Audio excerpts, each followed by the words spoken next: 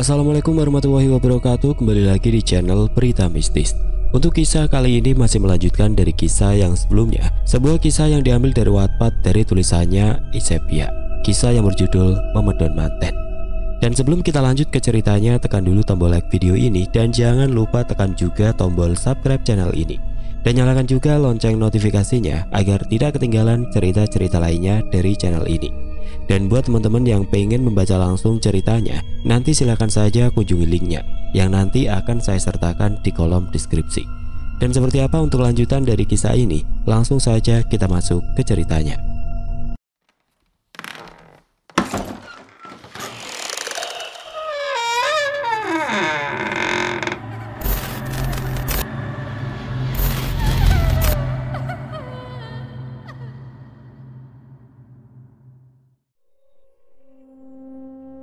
Sebelum mulai menyusuri jalan setapak menuju kuburan tua yang memang lokasinya susah untuk dijangkau, terlebih dahulu kami mampir di warung milik Bibi Raya, mengisi perut dan membawa 2 botol air mineral kemasan.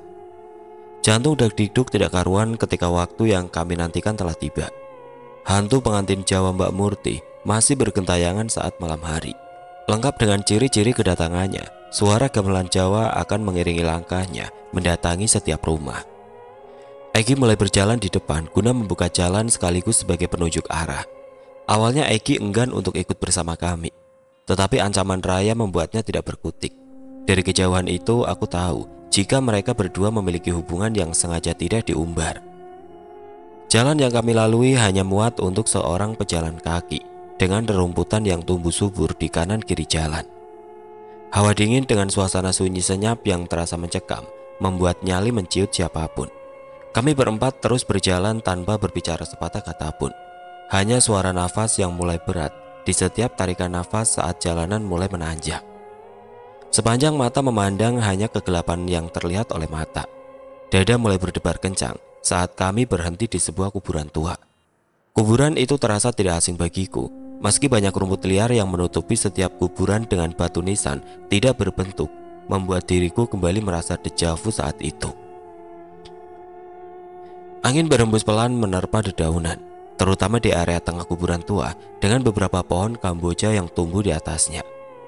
Tengkuk mulai terasa dingin dan kaku saat semilir angin yang seolah meniup dari arah belakang kami. "Apa ini tempatnya?" tanyaku lirih pada ketiga rekan yang datang bersama saat itu. "Shh!" Eki memberi isyarat agar aku tidak berbicara saat itu. Matanya memandang ke segala arah seolah sedang mencari sesuatu. Suara gamelan Jawa kembali terdengar sayup-sayup. Meski terdengar jauh dari tempat kami berada, perlahan suaranya semakin jelas di telinga kami. Lena yang gugup dengan situasi saat itu mencoba melemaskan persendian jemarinya dengan menekan setiap jemari di tangannya sampai berbunyi. Hawa yang tadi kurasakan sangat dingin mulai terasa pengap. Padahal secara logika, hawa pengap akan terjadi saat kita berada di sebuah ruangan. Bau pekat kemenyan tercium di sekeliling kami. Padahal saat itu tidak ada tanda-tanda seseorang di sana. Bukan hanya bau kemenyan yang tercium, bahkan bau minyak wangi fanbu dan bedak tabur, keluaran tahun lama tercium saat itu. Alhasil kami bertiga semakin gelisah dengan keadaan yang sedang terjadi. Sedangkan Egi masih tetap tenang dalam situasi saat itu. Ia mulai mengambil posisi duduk bersila. Tanpa sadar kami mengikuti apa yang dilakukan Egi saat itu. Duduk bersila sambil membaca doa dalam hati. Saat kami berdoa dalam hati masing-masing, tiba-tiba terdengar suara keras tepat di hadapan kami. Seperti sebuah karung berisi sampah yang terjatuh dari atas. Bersamaan dengan suara karung jatuh itu, bau busuk yang menyengat tercium di hidung kami. Ketiga temanku masih khidmat berdoa dalam diam. Sementara aku sudah tidak fokus karena bau busuk yang tercium menyengat. Ketika cahaya senter yang kubawa dari rumah tadi kuarahkan pada tempat karung jatuh itu, alangkah terkejutnya aku saat mataku tertuju pada sosok bangkai busuk yang masih terbungkus oleh kain kafan lusuh. Bau busuknya pun serasa mendorong isi dalam perutku untuk keluar. Mual yang kurasakan di perut akibat bau busuk tertahan ketika mataku menatap nanar pada sosok pocong di hadapan kami saat itu. Ratusan cacing menggeliat pelan dari wajah yang sudah tidak berbentuk milik si pocong tersebut. Bahkan di bagian kedua tangan yang bersedekap itu, beberapa kali terlihat bergerak sedikit. Baru kusadari saat itu jika Lena dan Raya saling gemeteran di badan mereka. Mereka mencoba untuk tetap tenang, meski rasa ketakutan yang mereka alami sama halnya dengan saat bertemu dengan sosok hantu Mbak Murti yang menyerupai pengantin Jawa. Beruntung sosok pocong dengan kondisi yang tidak bisa kami kenali itu menghilang setelah Egi memukul tanah sebanyak 3 kali. Meski sosok pocong yang berada di hadapan kami menghilang, namun Tengkuk terasa meremang seakan sesuatu yang lebih mengerikan sudah hadir di tengah-tengah kami. Badan mulai gemetar dengan sendirinya tanpa aku tahu sebabnya. Saat itu juga aku rasakan jika rasa ketakutan dalam diriku mulai bertambah besar.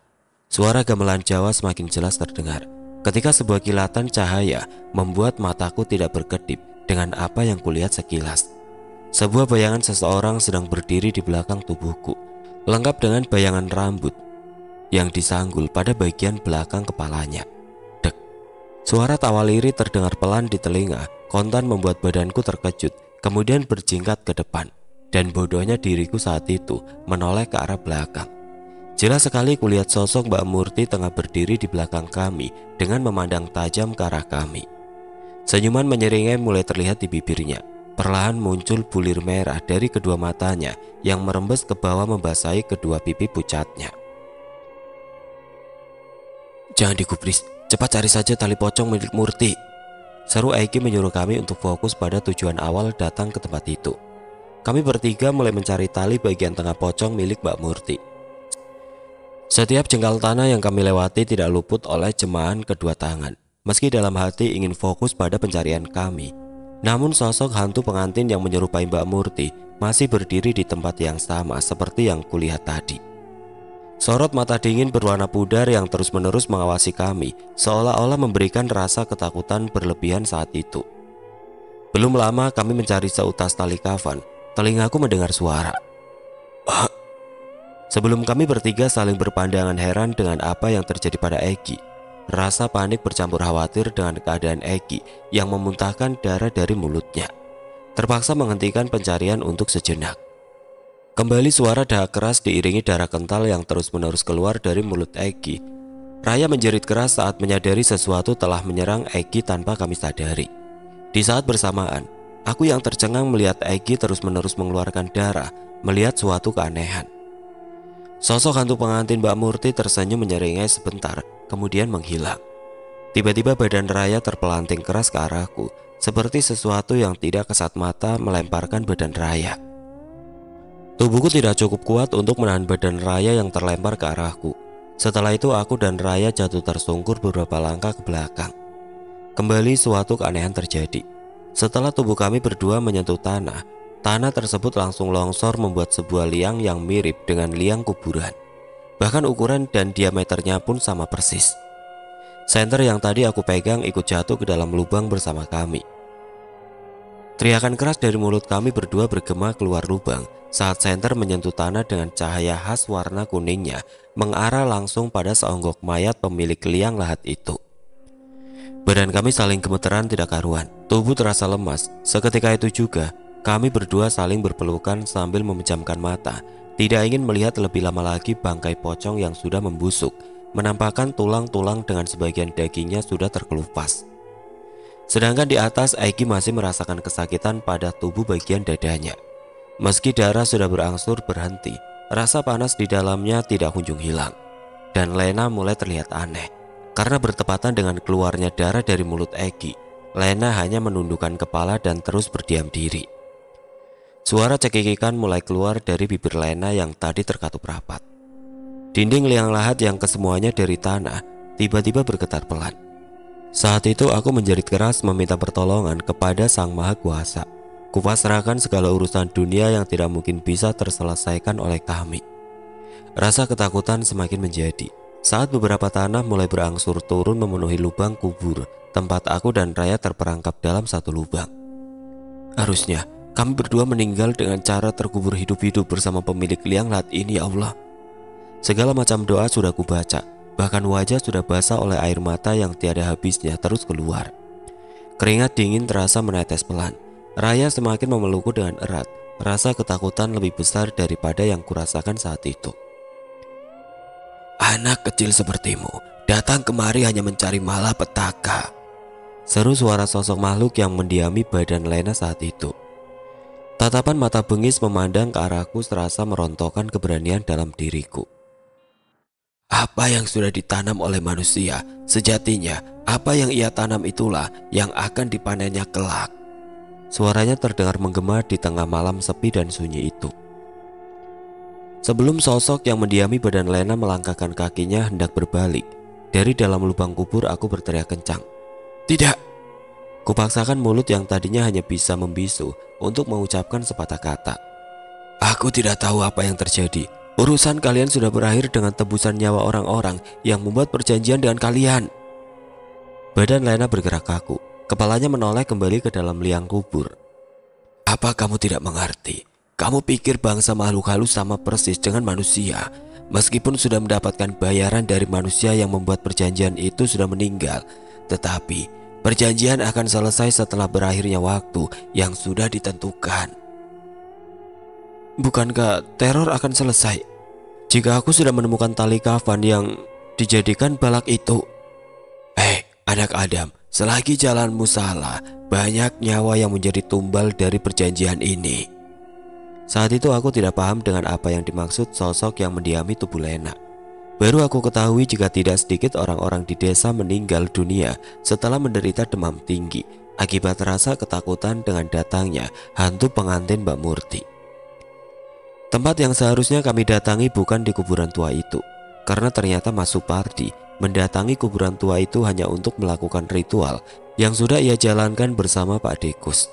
Setelah badan Lena terhuyung pelan dan jatuh ke tanah, ia sudah tidak sadar dengan apa yang baru saja telah dia alami. Ternyata bukan di sini tempatnya, Rai.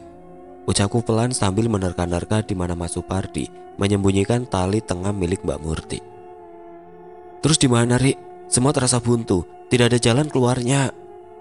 Jawab Raya dengan badan terus gemeteran. Dengan susah payah aku keluar dari lubang kubur sambil membantu Raya naik ke atas. Mataku menatap pada sosok pocong penghuni lubang kubur tadi. Padahal tadi sangat jelas apa yang kami berdua lihat setelah jatuh pada lubang kubur. Seonggok pocong yang sudah membusuk sudah terbujur kaku. Namun saat kami berdua keluar dari lubang tersebut, pocong tadi sudah tidak berada di tempatnya. Ada apa? Tanya Raya yang memperhatikan mimik wajahku. Perasaan tadi waktu kita di dalam liang kuburan pocong tadi masih ada, tapi sekarang sudah nggak ada.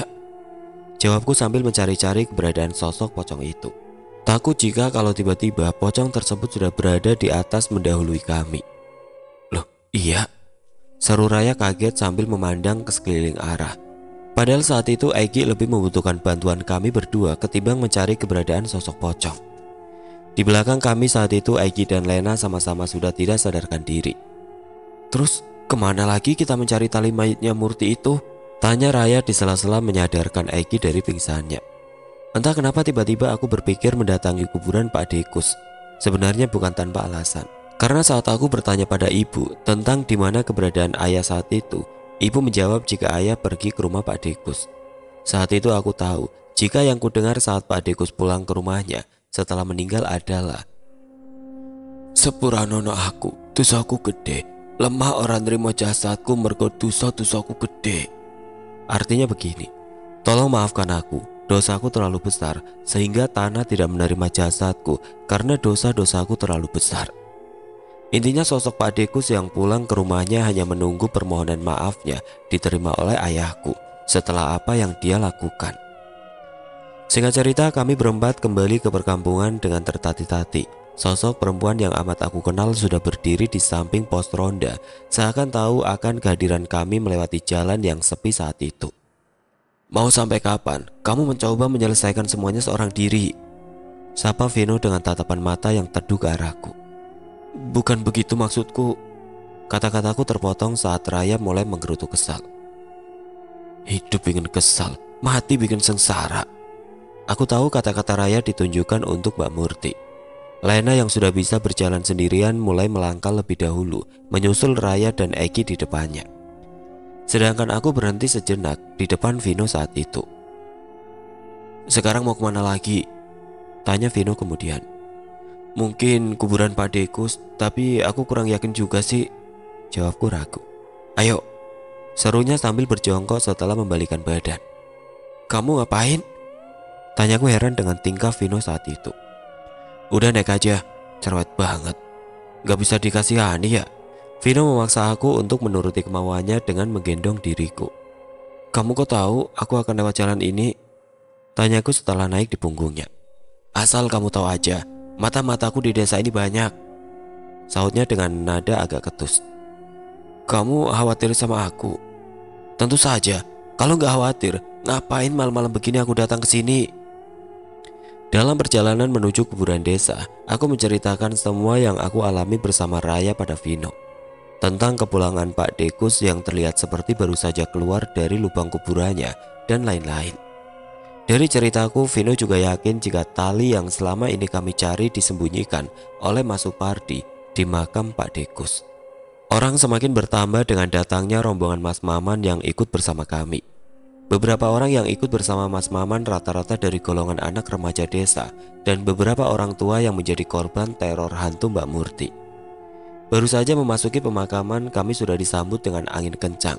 Angin besar itu hanya berputar-putar pada sekeliling area pemakaman. Beberapa lampu petromak yang dibawa oleh rombongan Mas Maman menerangi area pemakaman, membuat semua yang kulihat saat itu sangat jelas. Kemudian kami mengelilingi kuburan Pak Dekus. Mas Maman dan beberapa orang mulai menggali kuburan Pak Dekus. Dengan cepat tanah kuburan yang dulu timbun kembali digali untuk kedua kalinya. Mas, tunggu, seruku menghentikan para penggali.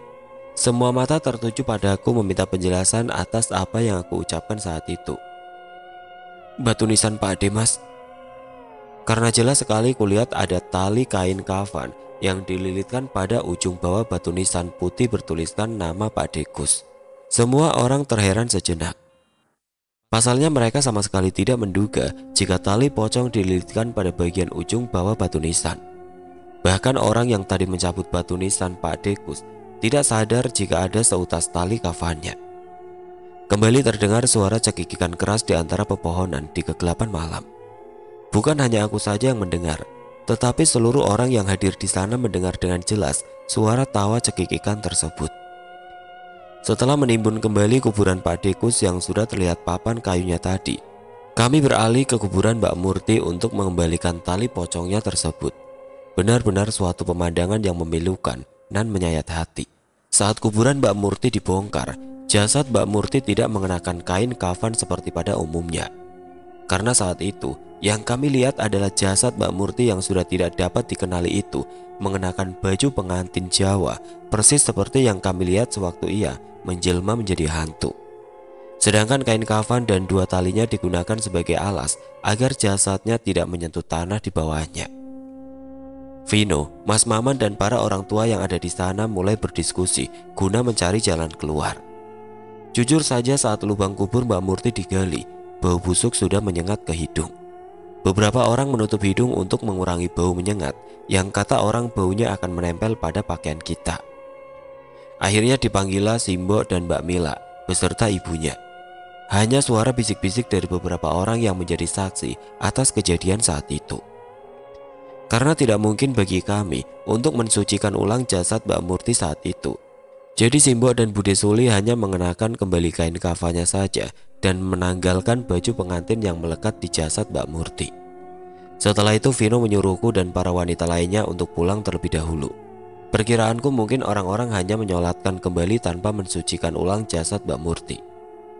Banyak sekali pertanyaan yang belum terjawab di benak kami masing-masing atas kejadian tersebut. Seorang laki-laki tua yang datang setelah kejadian itu menyarankan agar tidak kembali membicarakan kejadian tersebut. Biarkan alam yang menjaga rahasia itu, karena sebaik-baiknya penjaga rahasia adalah alam.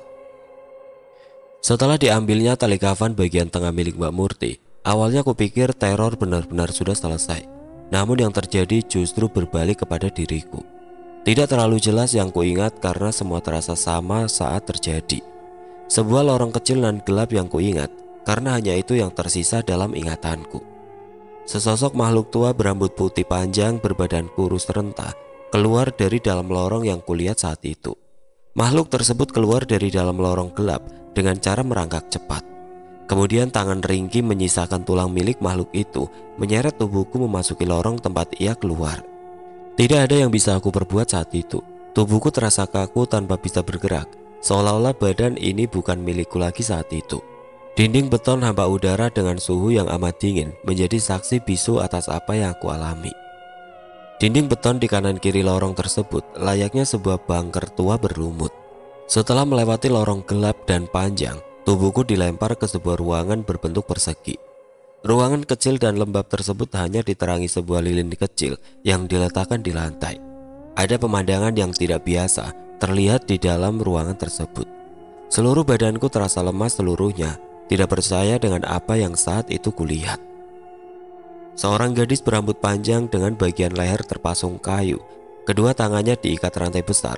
Pada kedua kakinya juga terdapat pasung kayu yang membuat pergerakannya terbatas. Bahkan kondisi badannya sangat berantakan. Seluruh badannya kotor dan basah oleh cairan lendir merah. Dan yang membuat diriku kaget sampai tidak bisa berpikir lagi adalah sosok gadis tersebut adalah diriku.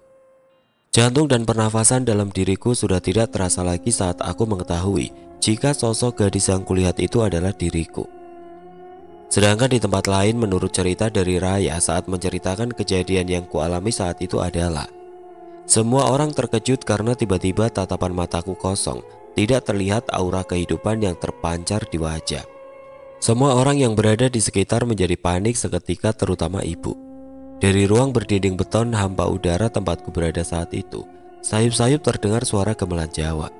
Alam bawah sadarku memaksa diriku untuk merasakan setiap detail rasa sakit yang menjalar.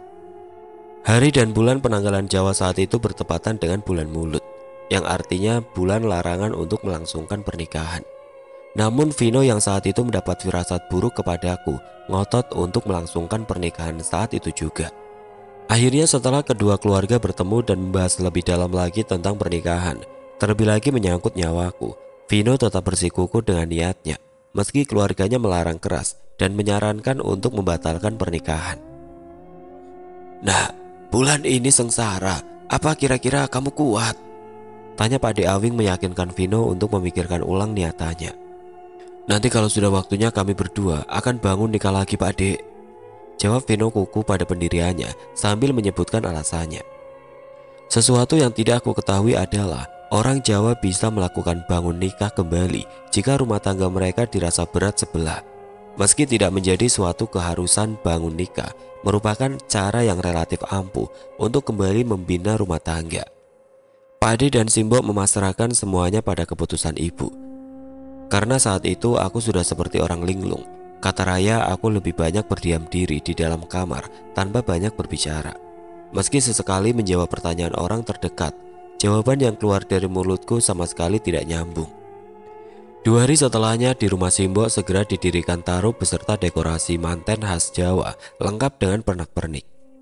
Pak De Awing bersama Vino dan beberapa kerabat keluarga mengunjungi sebuah punden desa. Kedatangan Vino bersama beberapa kerabat keluarga adalah untuk membawa kembali Sukmaku yang meninggalkan Raga. Sebuah tampa berisi macam-macam benda pusaka termasuk keris peninggalan kakek buyut ada pada tampa tersebut. 3 butir telur ayam Jawa dipisahkan dari banyaknya bunga. Lalu tidak ketinggalan juga sudah disediakan ayam cemani.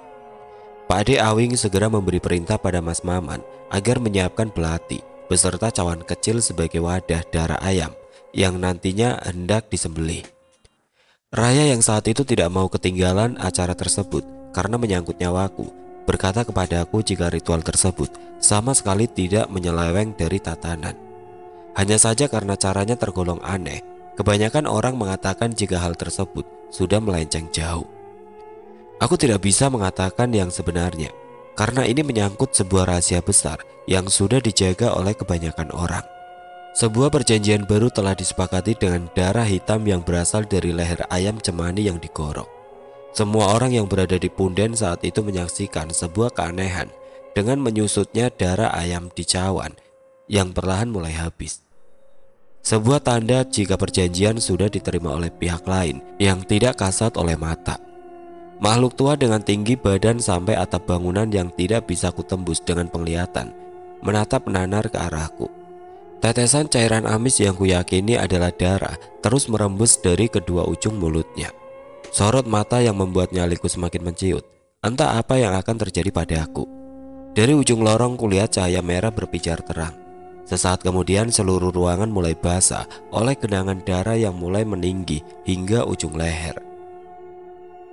Sebelum cahaya merah yang berpijar terang itu mendekat, sosok wanita menyeramkan yang berada di hadapanku terlihat hendak menghadang. Namun, sepersekian detik kemudian tubuh ringkih jangkungnya terpental ke dinding. Kedua mataku menyaksikan secara langsung ketika makhluk buas menyeramkan dengan warna merah menyala di tubuhnya, mencabik-cabik makhluk wanita tua menyeramkan tanpa ampun. Kedua pedang besar dengan ujung runcing menancap dada sosok wanita hingga tembus keluar. Mata merah gelap menyala dari sosok makhluk tinggi besar bersayap lebar menatap padaku. Badan wanita tua ringkih itu mulai memudar. Sebuah rantai panjang tiba-tiba menarik tubuhku secara paksa. Makhluk berwarna merah di seluruh tubuhnya tersebut mulai menarik perhatianku. Bentuk menyeramkan di tubuhnya tidak memberikan satu ancaman. Suara lantunan sholawat berkumandang terdengar samar di telingaku. Perlahan mataku mulai terbuka. Kulihat ibu tengah memeluk diriku dalam dekapannya sambil terus melantunkan sholawat mengiringi beberapa orang yang berada di sekeliling. Samar kuedarkan pandangan ke sekeliling karena terasa sangat aneh dengan hawa sejuk di tengah hutan belantara. "Alhamdulillah, kamu sudah bangun, Dok," seru ibu saat mengetahui mataku terbuka untuk pertama kalinya. Semua mata tertuju padaku, kebanyakan di antaranya sudah berkaca-kaca. "Dok, apa kamu sudah siap?" tanya seorang lelaki berpeci hitam dengan baju koko putih bersih. Beliau adalah Abah angkat Raya yang saat itu sengaja hadir.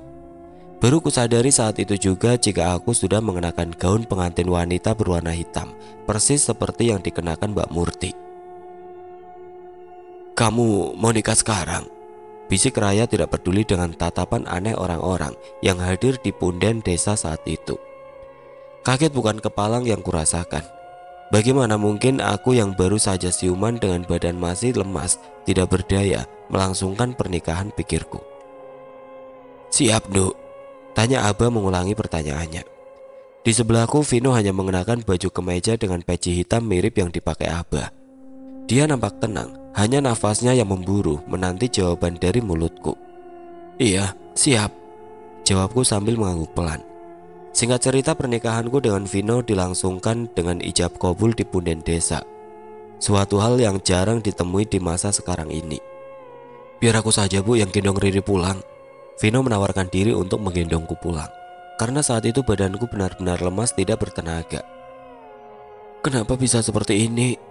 tanyaku di sela-sela perjalanan pulang kami. "Ceritanya panjang, yang penting sekarang kamu sudah aman, untuk sekarang ini," jawab Vino pelan setengah berbisik. "Nanti kalau keadaan kamu sudah pulih, aku bakal ceritain semuanya," lanjut Vino menutup obrolan kecil kami. Suara gamelan terdengar menggema sehabis isya. Seperti pengantin pada umumnya, kami berdua duduk di kursi pelaminan. Banyak yang mempertanyakan hari pernikahan kami yang dilangsungkan tidak pada umumnya, karena kebanyakan masyarakat Jawa kental dengan adat istiadatnya.